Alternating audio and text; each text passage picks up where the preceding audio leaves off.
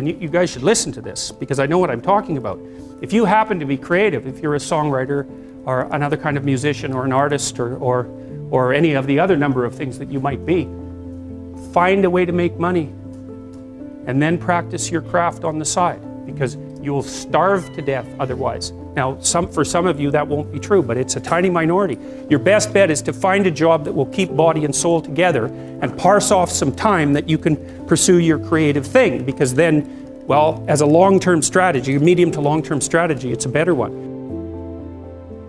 You know, you hear very frequently people say things like everyone's creative. It's like, that's wrong, okay? It's wrong. It's just as wrong as saying that everyone's extroverted. First of all, you have to be pretty damn smart to be creative, because otherwise you're just going to get to where other people have already got, and that's not creative by definition. So being fast and being out there at the front of things really makes a difference. And then you also have to have these divergent thinking capabilities, and that's part of your trait structure. And creative people are really different than non-creative people.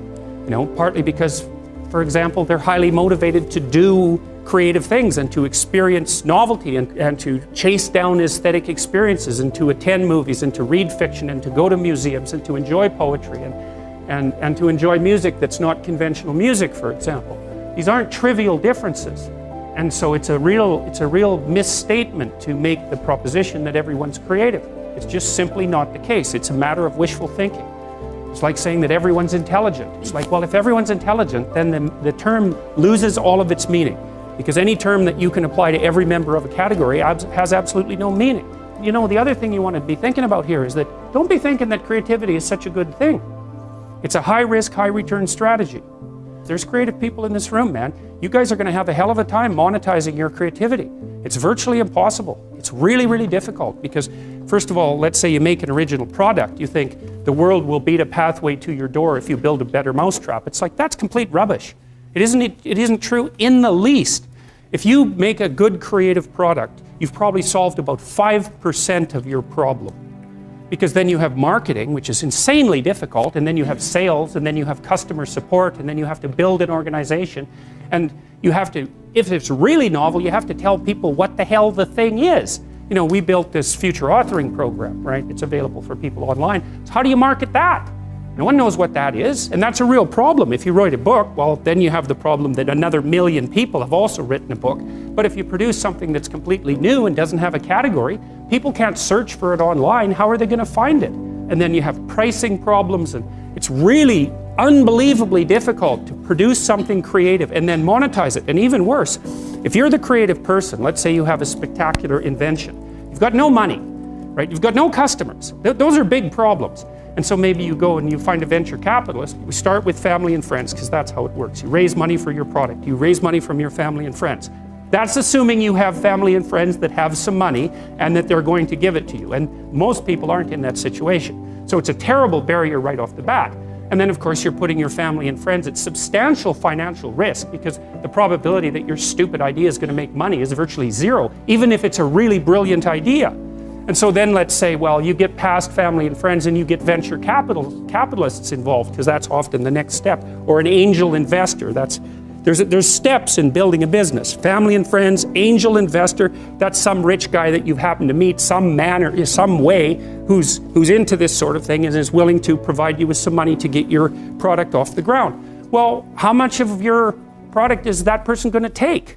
Well, most of it. Most of it. And no wonder, because, you know, you don't have any money. How are you going to bargain for control over your product? He'll just say, well, do you want the money or not? And if your answer is no, then he'll go and do something else with his money. It's not like there's no shortage of things that you can do with your money. There's a million things you can do with it. So you're not in a great bargaining position. And then if you get venture capitalists involved, they'll take another big chunk, and maybe if they're not very straight with you, they'll just throw you out, because maybe by that point in the company's development, you're nothing but a pain in the neck, because what do you know about marketing and sales and customer service and building an organization and running a business? Like, you don't have a clue, so why do they need you? So even if you're successful at generating a new idea and you put it into a business, the probability that you, as the originator of the idea, are going to make some money from it is very, very low. So don't be thinking that creativity is something you would want to curse yourself with. Now, you know, it's not all bad because it opens up avenues of experience for creative people that aren't available to people who aren't creative. But it definitely is a high risk, high return strategy. You know, so the overwhelming probability is that you will fail. But a small proportion of creative people succeed spectacularly. And so it's like a lottery in some sense. You're probably going to lose. But if you don't lose, you could win big. And that keeps a lot of creative people going. But also they don't really have much choice in it, because if you're a creative person, you're like a fruit tree that's bearing fruit. So you don't really have, you can suppress it, but it's very bad for you. You know, the creative people I've worked with is if they're not creative, they're miserable, so they have to do it. But and you know, there's real joy and pleasure in it, and psychological utility, but that doesn't necessarily mean that it's an intelligent, it's certainly not a conservative strategy for moving forward through life. What does it mean to think creatively? It's something like this. Imagine that I tossed you out an idea, and there's some probability that when I tossed you that idea, that will trigger off other ideas in your imagination. So you could think about it as a threshold issue. If you're not very creative, I'll throw you an idea and hardly any other ideas will be triggered, and the ones that will be triggered are going to be very closely associated with that initial idea. So let's say I tossed each of you an idea and I asked you to tell me the first thing that comes to mind. Okay, so what we would see first is that the first thing that comes to mind in all likelihood would be shared by many of you. Okay, so then you could think about that as a common response, right? And so that's a less creative response.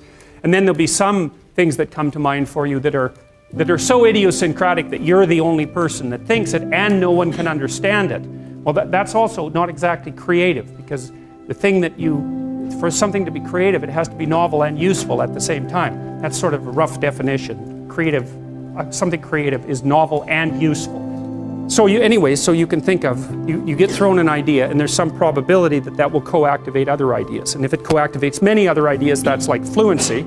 And if it co-activates ideas that are quite distant from the original idea, something like that, and you could track distance by comparing it to probability that other people have generated it, then that's also another indication of creativity. So they have to be many unlikely responses that are useful. That's what creativity is, roughly speaking. And then you can fractionate it into different dimensions. So that's creative thinking. But then creative achievement would be the ability to take those original ideas and then actually to implement them in the world. And that's obviously much more different than merely being creative. Imagine what happens when you play Monopoly. What happens? Everybody has the same amount of money to begin with, right? So then you start playing. It's basically a random game. Well, some people start to win a bit and some people start to lose a bit. And then if you win, the probability that you'll keep winning starts to increase.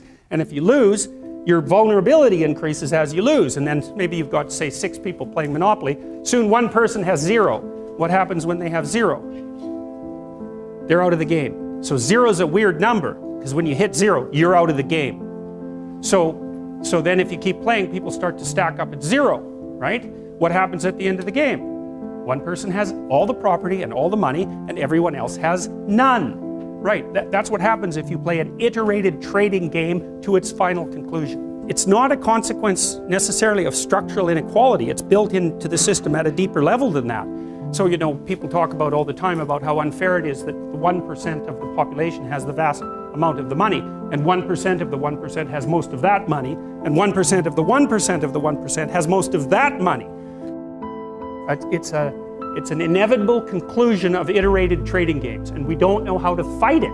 We don't know how to take from the people who have and move it to the bottom without it instantly moving back up to the top. Different people maybe, but still back up to the top.